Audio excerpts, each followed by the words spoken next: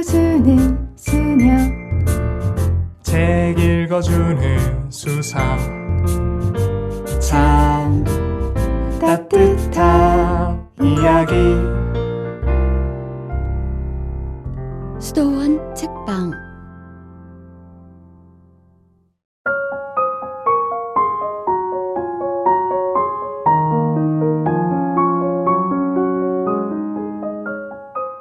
이번 주에 함께 읽을 책은 끝없는 길, 언제나 새로운 길이라는 책입니다.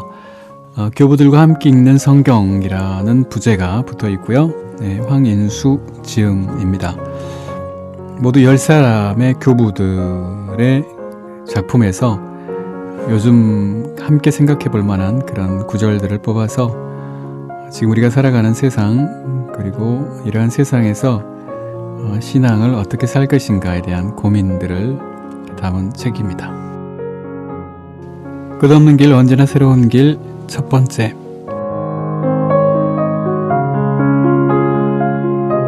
고통받는 사람, 욥의 도덕 1. 차라리 없어져 버려라. 내가 태어난 날, 새내 아이를 배웠네 하고 말하던 밤. 그날은 차라리 암흑이 되어버려 위에서 하나님께서 찾지 않으시고 빛이 밝혀주지도 말았으면, 어둠과 암흑이 그날을 차지하여 구름이 그 위로 내려앉고 일식이 그날을 소스라치게 하였으면, 그 밤은 흑암이 잡아채어 한 해 어느 날에도 끼지 말고 달수에도 들지 말았으면, 정녕 그 밤은 불임의 밤이 되어 환호소리 찾아들지 말았으면, 그 밤이 내 모태의 문을 닫지 않아 내 눈에서 고통을 감추지 못하였구나. 고통 속의 욥이 자신이 태어난 날을 저주하는 유명한 구절입니다. 고통 없는 인간은 아무도 없겠지만 우리 눈에도 특별한 고통 속에 사는 것처럼 보이는 이들이 있습니다. 무서운 병고, 사회적 불의 때문에 당하는 억압, 사람들에게 알릴 수도 없이 혼자서만 감당해야 하는 고통들. 사람들은 그 속에서 고통의 의미를 묻습니다. 의미를 알 수 없는 고통이야말로 견디기가 어렵기 때문입니다. 다가오는 고통에 속수무책인 사람은 고통을 겪는 자신에게 시선을 돌리게 되죠. 욥의 절규는 고통의 극한에서 자신의 존재마저 부정하고 싶은 인간의 모습을 드러냅니다. 고난받는 의인의 마음자리에 서볼 줄 모르는 사람은 고통의 말을 이해할 수 없다. 고통받는 사람의 자리에 서볼 줄 아는 사람만이 영혼의 상태를 이해할 수 있는 법이다. 성 데그레고리오 교황은 욥의 도덕 서문에서 이렇게 이야기합니다. 욥기를 주해한 그레고리오 대교황의 작품 욥의 도덕을 함께 읽으면서 그분이 살아낸 고통과 부활의 의미를 되짚어 보려고 합니다. 그레고리오 교황좌에 오르다. 데그레고리오는 540년에 로마의 명문가인 아니키아 가문에서 태어났습니다. 아버지 고르디아누스는 원로원 의원이었고 어머니 실비아는 성녀로 공경을 받고 있죠. 어려서는 고모들이 세운 수도원에서 성경과 교부들에 대해 배웠고 33살이 되는 573년에는 가장 높은 관직인 로마의 시장 자리에 올랐습니다. 그러나 그는 세상이 부질없음을 깨닫고 하느님만 섬기기로 결심한 뒤 578년에 첼리오 언덕에 있는 저택을 수도원으로 개조해 수도 생활을 시작합니다. 이런 인물을 세상이 가만 내버려 둘 리가 없지요. 교황 베네딕토 1세가 그에게 부재직을 맡깁니다. 당시 로마는 7구역으로 나뉘어 각 구역을 사제한 사람과 부재한 사람이 관할했는데, 부재는 가난한 이들에게 재물을 분배하는 등 교회의 재산 관리를 담당했으므로 덕과 능력이 검증된 사람이 맡는 게 보통이었습니다. 579년에는 교황 펠라지오 2세에 의해서 콘스탄티노플의 교황대사로 파견됩니다. 당시는 서로마 제국 멸망 이후여서 동로마 제국의 수도인 콘스탄티노플의 교황대사 직무는 결코 가벼운 것이 아니었습니다. 이때 그레고리오는 공동체 형제들과 함께 콘스탄티노플에 가서 수도 생활을 하면서 대사 직무를 수행합니다. 평생의 벗 세비야의 레안드로를 만난 곳도 이곳입니다. 당시 유배 중이던 레안드로도 이 수도 공동체에 합류해 살았습니다. 레안드로와 수도 공동체 형제들의 청으로 그는 욥기를 해설하게 되는데 이것이 바로 욥의 도덕입니다. 586년 봄 로마로 귀국한 그레고리오는 수도원으로 돌아가지만 상황은 그의 바람대로 되지 않았습니다. 589년 떼베레 강이 범람하여 식량 창고가 홍수 피해를 입었는데 다음해 봄에는 설상가상으로 흑사병까지 돌아 교황 펠라지오를 비롯한 많은 사람이 희생된 것입니다. 로마 시민들은 지도자를 찾아 첼리오의 수도원 앞에 모여듭니다. 그레고리오 교황을 연이어 외치는 사람들 앞에서 그는 어떻게든 이 무거운 직무를 피하려고 애썼지만 결국 590년 9월 3일 교황좌에 오릅니다. 시련 속에 드러나는 하느님의 자비. 놀라운 덕을 가진 이 사람, 욥을 하느님과 욥 자신은 알고 있었습니다. 그러나 시련 앞에서 어려움을 겪지 않았다면 그는 우리에게 알려지지 않았을 것입니다. 평온하게 살 때도 그는 덕을 행했지만 덕에 대한 그의 명성은 고통 속에 흔들렸을 때 퍼져나갔습니다. 평화 속에서 사는 동안 그는 제 모습을 안에 간직했으나 흔들림 속에서 모든 이에게 지속적인 향기를 퍼뜨렸습니다. 향유가 흔들리지 않으면 멀리까지 제 향기를 보낼 수 없고 유향이 불에 살라지지 않으면 제 향을 날리게 할 수 없듯이 거룩한 이들의 덕스런 향기도 시련 속이 아니면 퍼지지 않습니다. 겨자씨 하나가 으깨어지지 않고 남아있으면 가진 맛이 알려질 수 없지만 으깨어지면 제 안에 숨어있던 맛이 모두 드러납니다. 이처럼 성인들도 시련을 겪기 전에는 누구나 용렬한 사람 같지만 고통의 방앗돌에 으깨어지기 시작하면 곧바로 자신의 맛과 향을 드러냅니다. 처음에는 가치없고 약해 보이던 것이 모두 덕의 열성으로 변하는 것입니다. 평온한 때에는 제 안에 고요히 간직되던 것 모두가 고통을 겪게 되면 시련으로 인해 드러납니다. 그러므로 예언자는 이렇게 말하는 것입니다. 주님께서는 낮에 당신 자비를 보내시고 밤에 그 자비를 드러내신다. 시편 42편 9절. 주님은 당신 자비를 낮에 보내십니다. 자비를 받아들이고 감사하는 것은 평온의 때인 까닭입니다. 그 자비는 밤에 분명히 드러납니다. 평온의 때에 받은 선물일지라도 시련 속에서 드러나는 까닭입니다.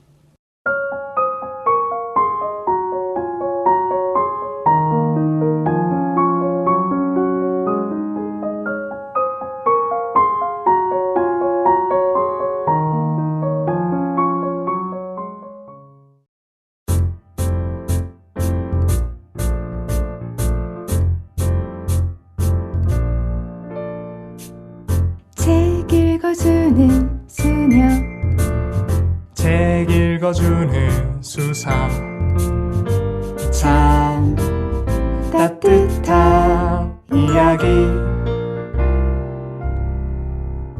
수도원 책방.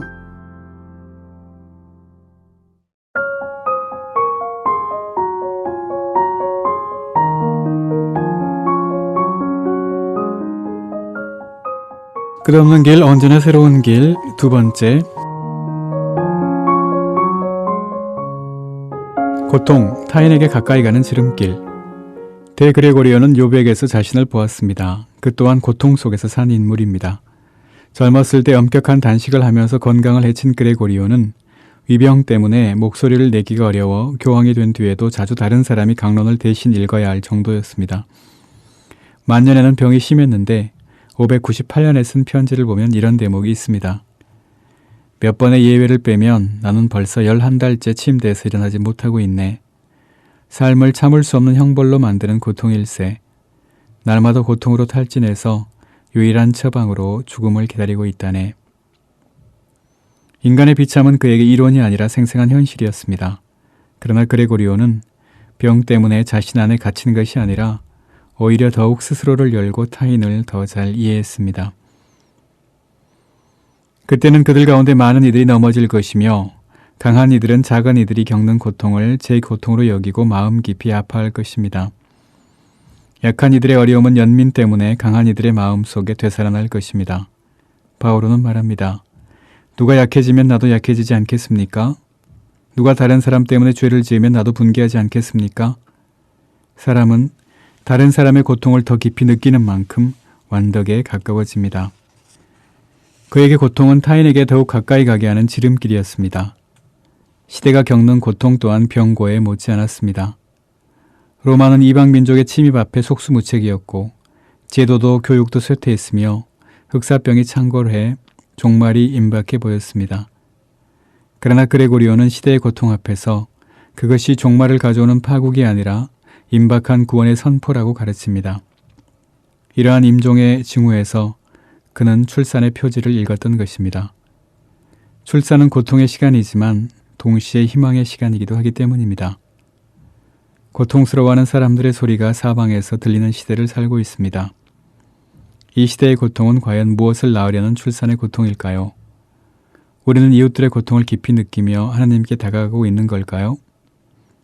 이 고통을 통해 우리가 나아야 할 새로운 세상은 어떤 모습일까요? 595년 7월 그레고리오 교황은 평생의 벗인 세비야의 레안드로에게 편지를 씁니다. 교황 대사 시절 콘스탄티노플에서 시작한 욥의 도덕 저수를 드디어 마쳤음을 알리고 읽어보아주기를 청하는 편지입니다. 이 편지에서 그는 욥의 모습에 자신을 비추어 봅니다.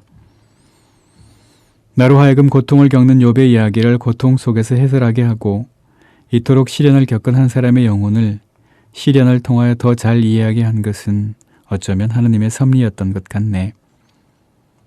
그레고리오는 자신의 고통 속에 갇히지 않고 스스로 겪는 고통을 통해 이웃의 고통을 이해하는 데까지 나아갑니다. 그의 고통은 이웃을 이해하고 사랑하며 그들을 섬기는 길로 그를 이끌었던 것입니다. 이를 대그레고리오 교황의 섬김의 영성, 사목의 영성이라 부를 수 있습니다. 우리는 욥의 도덕에서 그리스도인은 이러한 섬김과 사랑을 통해 관상에 이른다는 가르침을 만나게 됩니다. 여기서 그레고리오가 말하는 관상은 흔히 우리가 연상하듯 골방에 가부좌를 틀고 앉아있는 사람의 기도를 가리키지 않습니다. 자네가 하느님의 발자취를 찾아내고 전능하신 분을 온전히 발견했다는 말인가? 하느님의 발자취라는 말이 그분이 당신의 선하심으로 우리를 찾아오시는 것을 말하는 게 아니라면 무엇이겠습니까? 그분 성령의 숨결이 우리를 건드릴 때 그분의 발자취는 우리를 일깨워 가장 높은 실제를 향해 우리를 들어올리며 육적인 근심 너머로 들어올려진 우리는 사랑을 통해 창조주의 아름다움을 알게 됩니다. 그 아름다움은 우리가 바라는 관상에 주어진 아름다움입니다. 실상 영적인 조국에 대한 사랑이 우리 영혼을 불사르고 우리가 따라야 할 길을 보여줄 때 하나님께서는 우리의 영혼이라는 땅을 밟으시며 그곳에 당신 발길의 흔적을 새기십니다. 그렇게 하심으로써 우리 생각이 인생길에서 바르게 걷도록 이끄십니다. 우리는 그분 사랑의 발자취를 따르며 아직 우리가 보지 못하는 그분을 찾아야 합니다. 그레고리오는 본래 수도원에서 하느님을 찾던 사람이었습니다. 그러나 교회의 요청에 응해 부제로, 교황대사로, 나중에는 교황으로 섬김의 삶을 살면서 우리가 사랑, 곧 형제 섬김을 통해 하느님을 알게 된다는 결론에 이릅니다. 하느님을 알게 된다, 곧 관상에 이른다는 말이죠. 그레고리오는 일찍부터 하느님의 종들의 종 세르부스 세르보룸 데이라는 서명을 사용한 분입니다. 지금은 그것이 교황들이 사용하는 서명이 되었습니다. 하느님의 종들을 섬기는 가장 큰 종이라는 뜻입니다. 섬기는 사람에게 직무란 많은 사람의 고통을 등에 지고 가는 길입니다. 직무를 군림하는 일로 여기는 사람에게는 그렇지 않겠지만요.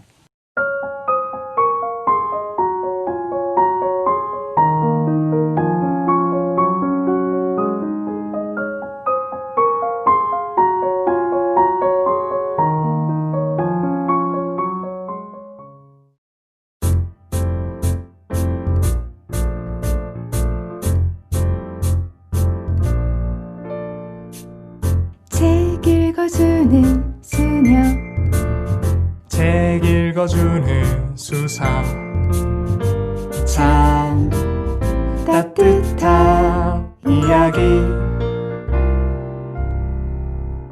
수도원 책방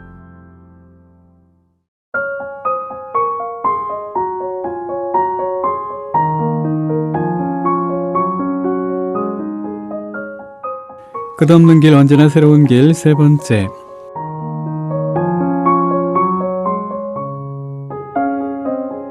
교회 안에서 성경 읽기. 성 예로니모와 성 아구스티노 왕복 서간. 그런데 케파가 안티오키아에 왔을 때 나는 그를 정면으로 반대하였습니다.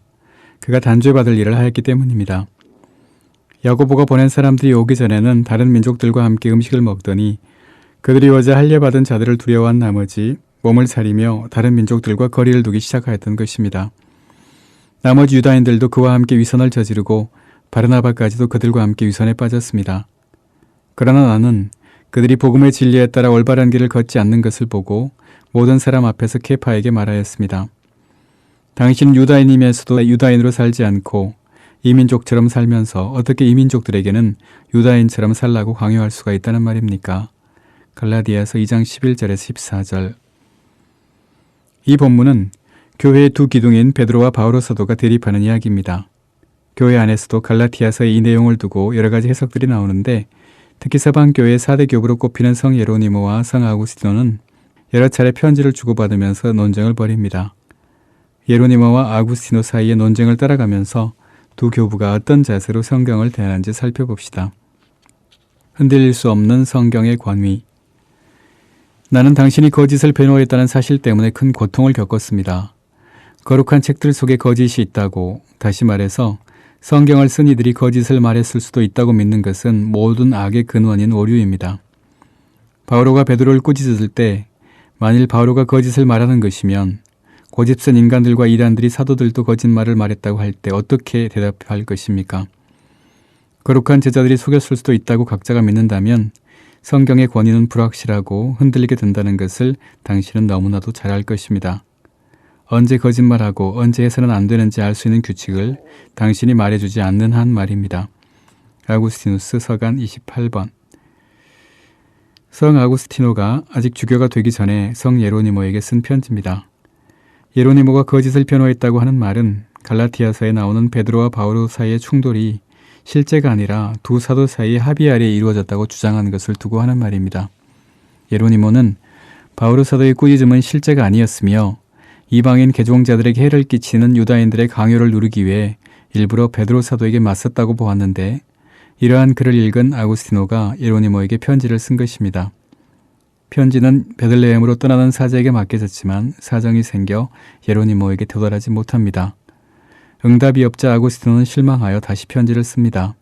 그러나 이 편지도 바로 전달되지 못했고 예로니모의 친구 하나가 아드리아해의 어느 섬에 사는 그리스도인들 사이에서 이 편지를 발견하고 예로니모에게 보냅니다. 아구스티노가 주교가 된 후인 402년의 일입니다. 예로니모는 고통을 느낍니다. 자기보다 거의 20살 연하인 아구스티노가 평생을 성경 연구에 몸바쳐온 자신을 낮추본다고 여겼기 때문입니다.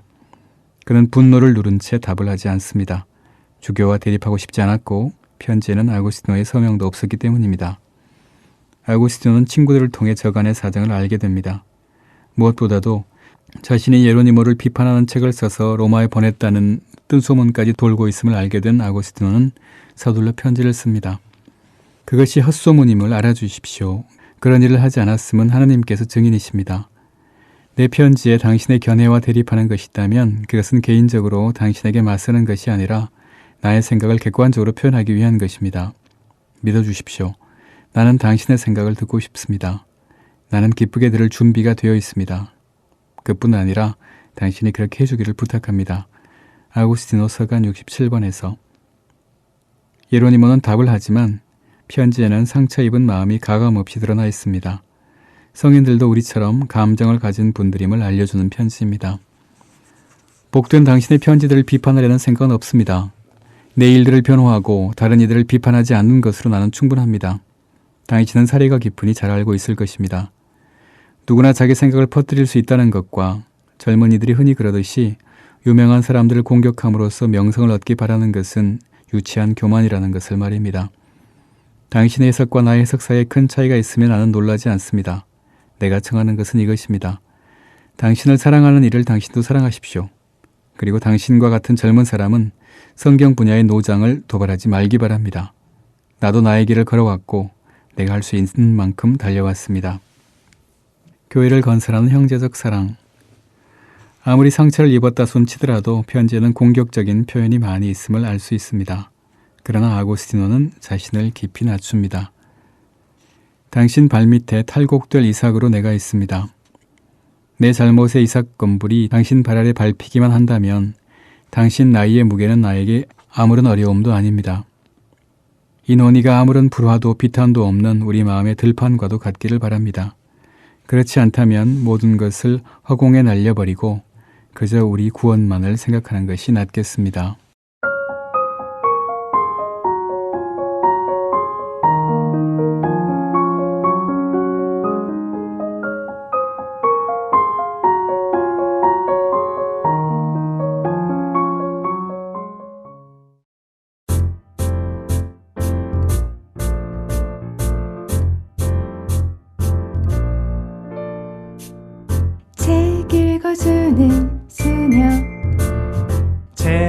읽어주는 수사 참 따뜻한 이야기 수도원 책방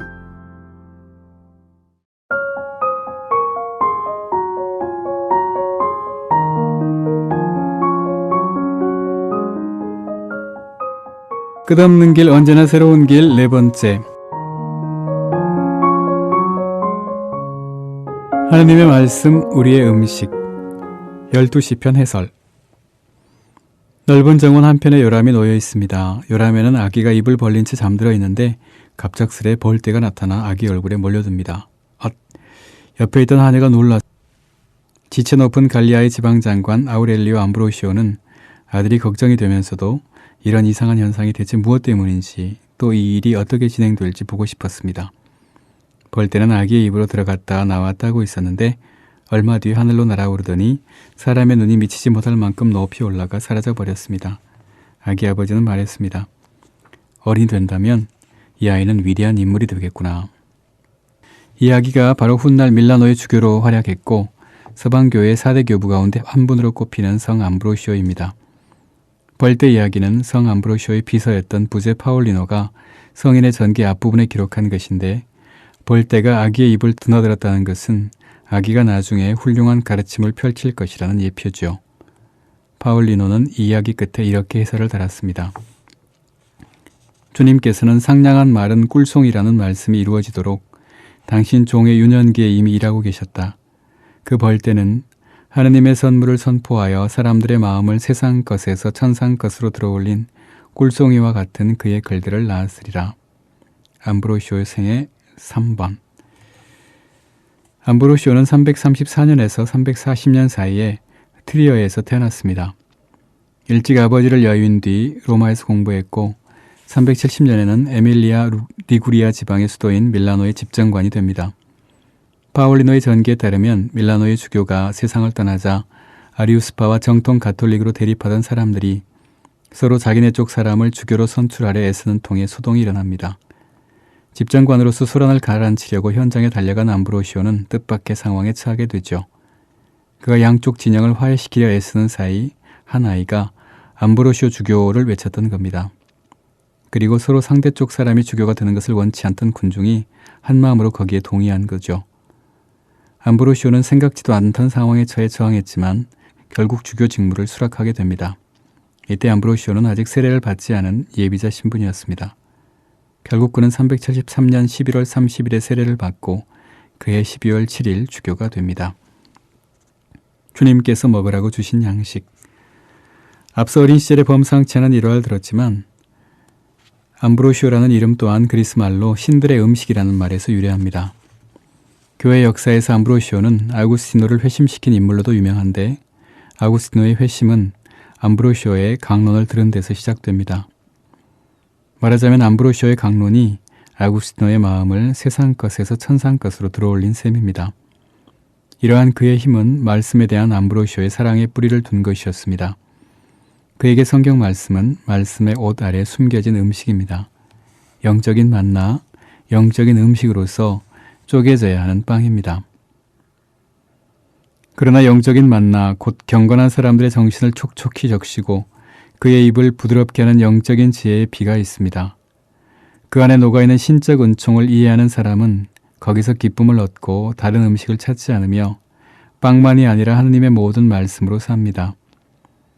호기심 많은 사람은 꿀보다도 더 단 이 음식이 무엇인지를 묻습니다. 그에게 하느님의 직무자는 답합니다. 이것은 주님께서 너희에게 먹으라고 주신 양식이다. 탈출기 16장 15절. 이 빵은 대체 무엇일까요? 들어보십시오. 주님께서 내리신 분부입니다. 16장 16절. 하느님의 이 분부, 다시 말해서 이 음식은 지혜로운 사람의 영혼을 양육하고 빛을 비추어 주며 부드럽게 합니다. 진리의 빛으로 비추고 마치 꿀송이처럼 달콤한 여러 덕으로서 또 지혜의 말씀으로서 그를 기쁘게 하는 것입니다. 상냥한 말은 꿀송이다 라고 잠언에 적혀 있듯이 말입니다. 서한 54번에서. 암브로시오는 우리가 성경을 음식으로 먹을 때 식탁에서 먹는 음식보다 우리 영혼을 더 잘 양육하고 생기를 준다고 가르칩니다. 날마다 성경 말씀을 읽으면서 우리는 그 안에서 풀을 뜯고 양식을 먹으며 쉽니다. 그리고 말씀을 되새김질할 때, 곧 성경 말씀을 열심히 묵상할 때 우리는 이 영적 음식을 닮아가게 됩니다. 고백록 제5권에서 아구스티노는 묵독하는 암브로시오 주교의 모습을 기록하고 있는데, 이는 당시에는 사람들이 책을 읽을 때 소리내어 읽었기 때문에 묵독이 특이하게 보인 탓입니다. 우리가 흔히 거룩한 독서라고 번역하는 렉시오 디비나라는 말을 처음 사용한 이도 암브로시오 성인으로 알려져 있지만, 아구스티노가 본 것은 아마도 암브로시오 주교가 렉시오 디비나에 잠겨있는 모습이었을 것입니다. 되새김질, 루미나시오는 소나 염소 같은 반추동물이 음식을 되새김질하는 것을 가리키는데, 후에 클레르보의 베르나르도 같은 이는 수도승들에게 되새김질하는 정결한 동물처럼 되라고 가르치기도 했습니다. 그리고 이 음식에서 우리가 먹는 것은 그리스도입니다.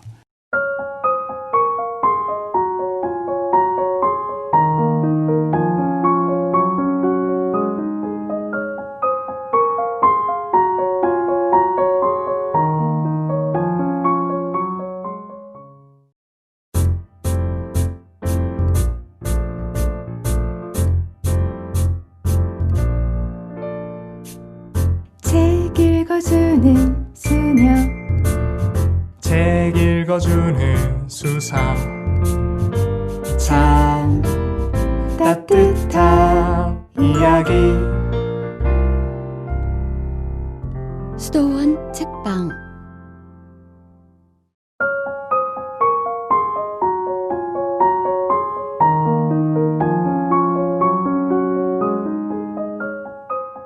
끝없는 길, 언제나 새로운 길 5번째.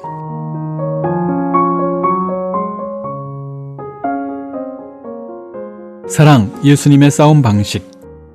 아버지, 하실 수만 있으면 이 잔이 저를 비켜가게 해주십시오. 사랑을 말하는 사람은 역설적이게도 늘 미움과 싸움 한가운데 서 있습니다. 그 싸움은 우선 자신을 미워하는 이들과의 사이에서 벌어집니다. 그것만이 아닙니다. 더 어려운 싸움이 기다리고 있죠. 나를 미워하는 이들을 나도 미움으로 대하고 싶은 충동과의 싸움, 곧 자기 자신과의 싸움입니다. 사랑은 늘 자신의 한계를 넘도록 요구하니까요. 원수를 사랑하라 가르치신 예수님의 삶은 늘 치열한 싸움이었습니다. 성 막시모는 복음서의 겟세마니 장면에서 그 싸움의 정점을 봅니다. 그런 여러 작품에서 이 대목을 인용하는데 모두 헤아리면 33번이나 됩니다. 이 복음 구절을 풀이하면서 막시모는 죄 말고는 모든 것을 인간과 나누신 예수님께서 어떻게 인간적인 뜻이 아니라 하느님의 뜻을 따르는가를 설명합니다. 그대가 주님의 인간됨을 가리키는 아버지 하실 수만 있으면 이 잔이 저를 비켜가게 해주십시오라는 표현을 구세주의 뜻이 아니라 우리의 뜻으로, 다시 말해서 하느님을 온전히 따르지 않으면서 자주 그분께 맞서고 적대하는 우리의 뜻으로 여긴다면 그 기도에 이어지는 말, 그러나 제가 원하는 대로 하지 마시고 아버지께서 원하시는 대로 하십시오라는 표현은 무엇이라 생각합니까? 거부의 말입니까? 용기의 표현입니까? 완전한 동의입니까? 거절입니까? 그렇습니다. 바른 정신을 가진 사람이라면 누구도 이 말이 비겁이나 맞섬에서 나온 말이 아니라 완전한 일치와 동의의 표현임을 부인하지 않을 것입니다. 우리가 보통 겟세마니의 기도라고 부르는 이 장면을 교부들은 겟세마니의 싸움이라고 부릅니다. 그곳에서 나의 뜻과 하느님의 뜻, 나와 하느님 사이의 싸움이 벌어지기 때문입니다. 그러나 예수님의 싸움은 우리가 생각하는 것과 달리 짐으로써 이기고 죽음으로써 사는 싸움입니다. 이것을 예수님의 싸움 방식, 예수님의 사랑의 방식이라 불러도 좋겠습니다. 주님께서는 우리를 위해 사랑의 계명을 지키시면서 인간으로서 죽음에 이르기까지 아버지께 복종하셨다. 악마에게 부추김 받은 바리사이와 율사들 때문에 고통을 겪으시면서 악마에게 되갚음하시는 것이 그분의 목적이었다. 그분을 이김으로써 세상을 제 힘 아래 두려던 자를 이렇게 이기셨다. 그에게 짐으로써 이기신 것이다. 이런 방식으로 그리스도께서는 약함 때문에 십자가에 달리셨고 이 약함을 통해 죽음을 없애셨으며 죽음의 권세를 쥐고 있던 자를 물리치셨다. 수독서 13번. 사도들도 모두 이러한 싸움을 하셨습니다. 그 싸움은 악에 맞선 싸움입니다. 이러한 방식으로 바오로 또한 그리스도의 권능이 그 안에 머물도록 하기 위하여 스스로 약했으며 그 약함을 자랑했다. 이러한 승리의 방식을 배우면서 그런 에페소 사람들에게 써보냈다. 우리의 전투 상대는 인간이 아니라 권세와 권력들과 이 어두운 세계의 지배자들과 하늘에 있는 악령들입니다. 광야에서 하느님을 배신하도록 예수님을 유혹한 악마가 뜻을 이루지 못하자 적어도 사랑의 둘째 계명을 어기도록 곧 형제를 미워하도록 바리사이와 율사들을 충동질하여 예수님을 유혹했다는 것입니다. 그러므로 내가 형제들을 미워하고 그와 싸우게 되면 결국 내가 악의 유혹에 넘어가는 것이 됩니다. 그 형제 또한 악의 유혹에 넘어가서 나를 미워하는 것입니다. 자신의 모습을 살피고 자신의 나약함을 아는 사람은 형제도 이해할 수 있게 됩니다. 그대가 어떻게 유혹받았는가를 알고 그대 형제 또한 유혹받는 것을 안다면 그대를 유혹에 빠뜨리는 사람을 용서하라. 그대를 자신이 품은 미움으로 이끌고자 하는 그를 그의 죄에 물드는 일 없이 용서하라.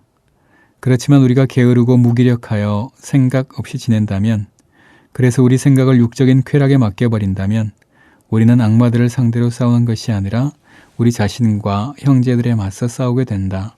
수덕서 17번. 그러나 정말 중요한 싸움은 나 자신과의 싸움입니다. 겟세마니에서 예수님께서 하셨듯이 자신과의 싸움이 남아 있습니다. 이 싸움이라는 말, 아곤이라는 말은 임종의 고통이라는 뜻으로 확대되어 쓰이게 된 것은 하느님 앞에서 나를 굽히는 것, 나의 뜻을 하느님 뜻 안에서 접는 것이 곧 죽음과 같다는 것을 말해줍니다. 내가 죽고 하느님 안에서 다시 살아나는 것이 겟세마니에서 일어나는 일입니다. 그리고 이 일은 인간의 힘으로 되는 일이 아닙니다. 이 싸움을 돕는 것은 하느님의 말씀입니다. 물질적인 것을 돌보지 않고 성경을 지속적으로 읽는 일이 영혼 안에 하느님께 대한 두려움을 가져다주며 그 두려움은 절제를 가져온다.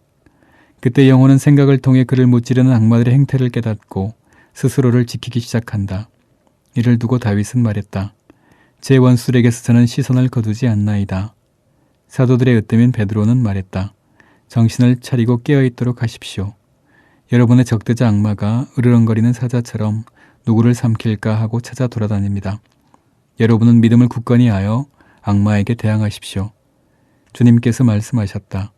유혹에 빠지지 않도록 깨어 기도하여라.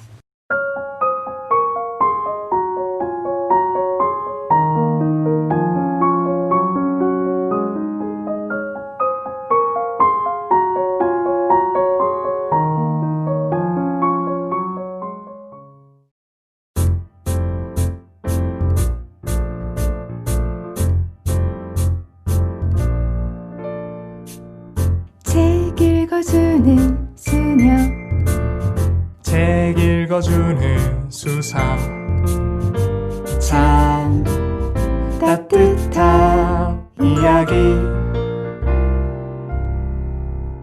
수도원 책방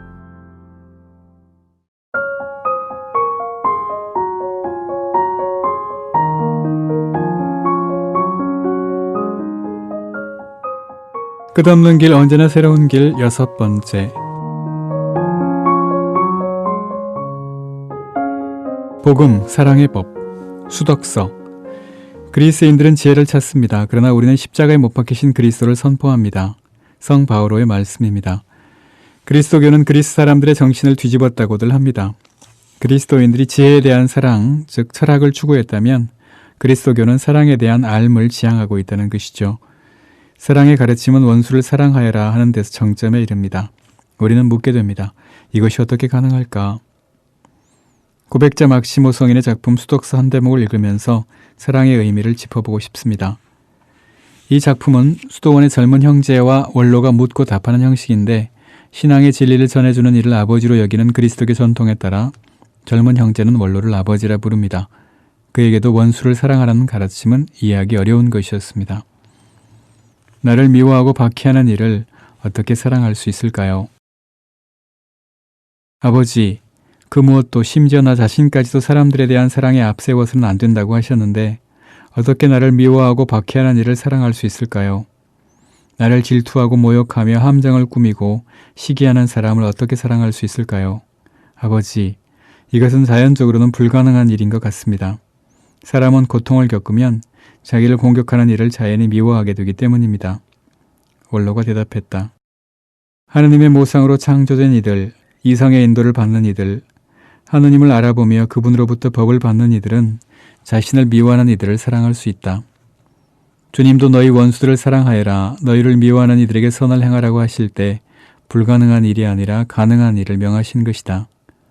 주님 스스로 당신 행실로 모범이 되시면서 그것이 가능함을 보여주신다. 그분의 제자들은 모두 이웃에 대한 사랑 때문에 죽음에 이르기까지 싸웠고 자신을 죽이는 이들을 위해 열렬히 기도했다. 그러나 우리는 쾌락과 육을 사랑하는 사람들이기 때문에 주님의 계명보다 쾌락과 육을 더 돌본다. 우리를 미워하는 이들을 우리가 사랑할 수 없는 것은 바로 이 때문이다. 어떤 때는 바로 그것 때문에 동물이나 짐승보다도 못하게 되어 우리를 사랑하는 이들을 미워하며 하나님을 따르지 못하게 되어 우리에게 위로를 주시려는 그분의 뜻을 알 수도 없게 된다. 수독서 8번. 일에 쌓여 있습니다. 그는 610년에 황실의 고위 관리가 되지만 얼마 안 되어 세속을 떠나 수도 생활을 시작합니다. 원로에게 묻는 젊은 형제의 질문은 어쩌면 이때 막시모의 심정을 담고 있는 것도 같습니다. 아버지, 저는 부모와 재산, 쾌락과 세상 영광을 모두 버렸습니다. 저에게 육신 말고는 아무것도 없습니다. 그러나 아무리 애를 써보아도 저를 미워하고 거부하는 형제를 사랑할 수 없습니다. 어떻게 악을 악으로 갚지 않을 수 있을까요? 원로가 대답했다. 누가 세상 것을 멀리한다고 해도 참으로 주님 뜻을 알지 못하면 자신을 괴롭히는 일을 사랑할 수 없다. 그러나 주님의 호의를 입어 그것을 알 수 있다면, 그리하여 주님의 뜻에 따라 걸어간다면 그는 자신을 미워하고 억누르는 일을 마음으로부터 사랑할 수 있다. 주님 뜻을 안 사도들이 그리한 것처럼 말이다. 수독서 9번. 주님의 뜻이 무엇인지 알고 싶습니다. 626년 봄 페르시아인들이 콘스탄티노플을 침공하자 막시모는 아프리카로 피신합니다. 그곳에 머무는 동안 막시모는 새롭게 대두된 이단인 단일 의지론을 논파하여 명성을 얻습니다. 단일 의지론이란 예수님에게는 인간적 의지가 없고 오직 신적 의지만 있을 뿐이라는 주장입니다. 그러나 인간적인 뜻이 없고 하느님의 뜻만 있다면 고통을 겪을 일이 없고, 그렇다면 예수님은 참된 인간이 될 수 없다고 본 막시모는 이 이단을 반대합니다. 인간은 자신의 의지만으로는 원수를 사랑할 수 없습니다. 참 사람이며 참 하느님이신 예수 그리스도께서 그 사랑을 가능하게 해주십니다. 중요한 것은 주님의 뜻입니다. 그렇다면 주님의 뜻이 무엇인지 알고 싶습니다. 원로가 말했다. 우리 주 예수 그리스도께서는 본질상 하느님이면서도 우리를 사랑하시어 사람이 되는 것을 가치 있게 여기셨다. 그리고 거룩한 사도에 따르면 한 여자에게 잉태되어 율법 아래 태어나셨다. 인간이 계명을 지킴으로써 오래된 아담의 저주를 벗어나게 하시려는 것이었다. 주님은 율법과 예언서 전체가 너희 주 하느님을 온 마음을 다해 사랑하고 이웃을 너 자신처럼 사랑하라는 율법의 두 계명에 달려있음을 아시고 처음부터 끝까지 인간의 본성에 따라 그 계명을 지키려 애쓰셨다. 악마는 모든 인간이 흔들리게 되는 것이 세 가지, 곧 음식과 소유와 영광이며 인간은 그것들 때문에 죽음의 구렁에 빠진다는 것을 알고 광야에서 이 세 가지로 그분을 유혹했다. 그러나 우리 주님은 이들보다 더 강하셨으니 악마에게 물러가라고 명하셨다. 이것이 하나님을 사랑하는 표지이다. 악마는 이 유혹을 통해 첫째 계명을 어기도록 할 수 없음을 알고 그분이 세상으로 돌아간 뒤 불의한 유다인들을 통해 예수님이 최소한 이웃사랑의 계명을 어기게 하려고 획책했다. 그분이 유혹을 견디지 못하고 당신을 거슬러 음모를 꾸미는 이들에게 미움을 품도록 하려는 것이었다.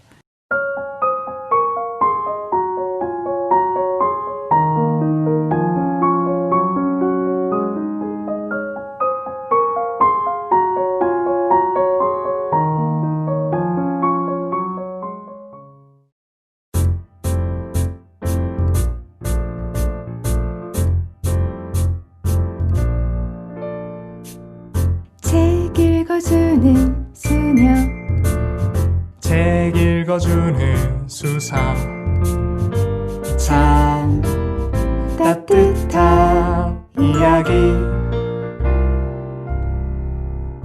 수도원 책방.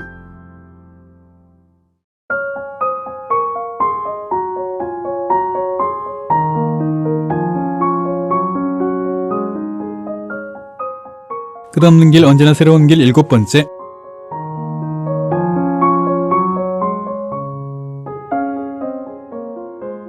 하느님인가 만몬인가 나봇 이야기.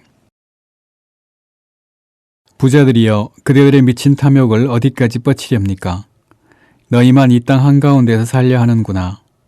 왜 그대들과 같은 본성을 지닌 사람들을 쫓아냅니까? 왜 자연을 그대들만의 소유라고 내세웁니까? 땅은 부유한 사람, 가난한 사람 할 것 없이 모든 이가 함께 사용하도록 창조된 것입니다. 어찌하여 그대 부자들은 그대들만의 권리라고 사칭합니까? 나봇 이야기 1장에서 부자들의 탐욕을 질타하고 가난한 이들의 권리를 옹호한 교부들 가운데에서도 성 암브로시오의 활동은 유독 도드라집니다. 그것은 쇠락해가던 로마 제국이 날로 심해지는 빈부격차로 고통받던 시대에 활동한 성인의 이력 때문이지만 이와 관련한 그의 작품들을 읽다 보면 이것이 과연 1700여 년 전의 상황인지 지금 벌어지는 일인지 헷갈릴 때가 있습니다. 성 암브로시오의 나봇 이야기를 읽으면서 성인의 고뇌와 의분을 함께 나누고 싶습니다. 수많은 나봇, 그 이야기는 현재 진행형. 나봇은 열왕기 상권 21장에 나오는 인물입니다. 그의 포도밭을 탐내는 아합 임금의 청을 거절했다가 왕비 이세벨의 흉계로 죽임을 당하고 땅을 빼앗기는 비운의 인물이죠. 나봇 이야기의 첫 구절, 나봇 이야기는 옛날 일이지만 날마다 벌어지고 있습니다. 라는 첫 구절이 말하고 있듯이 성 암브로시오는 성경의 나봇 이야기를 가져와 당대의 상황을 이야기하고 있습니다. 파울리노가 쓴 암브로시오의 첫 전기에는 성인이 고통스럽게 바라보아야 했던 탐욕에 물든 당시의 세태 이야기가 나옵니다. 모든 악의 근원인 탐욕이 부유한 사람들 속에서나 가난한 사람들 속에서나 줄어들지 않고 사람들 사이, 특히 권력을 가진 사람들 안에서 점점 커지는 상황을 지켜보면서 그는 깊은 고통을 겪었다. 돈 때문에 모든 것을 파는 사람들을 막으려 개입하는 것이 그에게는 지극히 힘든 일이었다. 이러한 부패는 로마 제국의 온갖 재앙을 가져왔고 이후 상황은 모든 면에서 더욱 나빠졌다. 이런 사람들이 온갖 탐욕을 부리며 자기네 죄에 핑계를 대려고 부모나 자녀들을 들먹이는 사실에 대해 무슨 말을 할 것인가. 하느님을 제 몫으로 삼는 많은 동정자들, 사제들, 직무자들까지 이러한 탐욕에 물들었으니 그들도 부를 원한다는 말인가. 비참한 우리에게 화 있을지라 지옥의 심연 바닥까지 우리를 가라앉게 하는 이토록 무거운 멍에에서 벗어나도록 세상 종말에도 채근을 받을 것이기 때문이다. 암브로시오의 생애 41번에서 재물이 문제가 아니라 재물을 올바로 사용할 줄 모르는 것이 문제이며 그 문제의 근원은 바로 탐욕이라는 것이 암브로시오의 생각이었습니다. 그대는 가질수록 더 원하고 그 무엇을 지닐지라도 여전히 그대에게는 부족하기만 합니다. 돈 욕심으로 타오르는 탐욕은 꺼질 줄을 모릅니다. 탐욕은 계단과 같아서 올라갈수록 더 높은 곳으로 올라가도록 재촉하지만 고꾸라지는 이에게는 큰 재앙이 됩니다. 덜 가졌을 때는 더 큰 인내심으로 절도 있게 자기 재산을 바라지만 재산이 늘어날수록 탐욕도 커집니다. 자기 궁전 옆에 있는 가난한 나봇의 포도밭을 욕심내다가 뜻을 이루지 못하자 상심하는 아합 임금의 심리를 묘사한 대목은 이 작품의 백미입니다. 그대 포도밭을 나에게 주게. 아합 임금의 이 말은 구걸하는 거지가 적선을 청하는 한 푼 줍쇼 하는 말과 다를 바가 없다는 것입니다. 그러다 거절을 당하자 속이 상한 탐욕스런 임금은 자리에 들어 눕습니다. 이제 나봇을 죽이고 그 땅을 차지하도록 흉계를 꾸미는 이제벨이 등장합니다. 나봇은 결국 거짓 증인들의 모함을 받아 죽게 되고 아합은 욕심내던 포도밭을 차지합니다. 부자들의 탐욕 때문에 고통당하는 그 시대의 수많은 나봇들의 모습이 이 작품에 생생하게 그려지는데 가진 것 없는 가난한 사람이 가족을 먹여 살릴 수가 없어 자식들을 팔아야 하는 상황에 내몰리는 이야기를 보면 성인이 품은 분노가 그대로 느껴지는 것 같습니다. 재물의 주인인가 노예인가? 어떤 아이를 먼저 팔 것인가? 한 녀석을 판 돈으로는 남은 아이들을 먹여 살리기에 충분하지 않다는 것을 나는 알고 있다. 나에게 유일하게 차고 넘치는 것은 근심뿐이구나. 누구를 줄 것인가? 어느 아이를 곡물상에 기꺼이 바라볼 것인가? 장남을 건네주리라. 그러나 그 아이는 나를 처음으로 아빠라고 불렀다. 그렇다면 막내둥이를 주리라. 그러나 나는 그 아이를 더 부드러운 사랑으로 품어왔다. 장남에게는 부끄럽고 막내에게는 가엾은 마음이 든다. 저 아이는 내게 재롱을 더 부리고 이 아이는 나를 더 존경한다. 저 아이는 아빠를 더 닮았고 이 아이는 더 도움이 된다. 저 아이 안에 있는 나의 닮은 꼴을 파는 것이며 이 아이 안에는 나의 희망을 저버리는 셈이다. 불행한 나는 어떻게 해야 할지 알 길이 없으며 누구를 골라야 할지 모르겠구나. 성인은 이 이야기에 어느 아비가 아이들을 파는 것을 직접 보았다는 말을 덧붙이고 있습니다. 부자들의 탐욕 때문에 가난한 이들이 겪는 고통을 이토록 생생하게 그리는 문헌도 달리 없을 것입니다. 암브로시오 성인은 전쟁 포로로 노예가 된 이들을 속량하기 위해 미사 때 쓰는 성구들을 녹여 팔기도 했는데 이는 후에 아리우스파들에게 공격을 받는 빌미가 되기도 했습니다. 성인과 거의 동시대를 살았으며 주교로서 가난한 이들을 옹호하고 부자들의 탐욕을 질타한 요한 크리소스토모 성인도 가난한 이들을 위해 성구를 팔았습니다. 두 성인 사이에 다른 점이 있다면 크리소스토모 성인은 성구를 팔았던 것과 당시 부유층의 대표격이던 황후 에우독시아를 이제벨과 같다고 공격한 것이 빌미가 되어 주교 자리에 쫓겨나 유배길에 오르고 결국 죽음에 이르게 된다는 점일 것입니다. 암브로시오의 전기 작가가 그 시대 교회 안에까지 들어온 탐욕을 한탄한 것은 이유가 있는 셈입니다.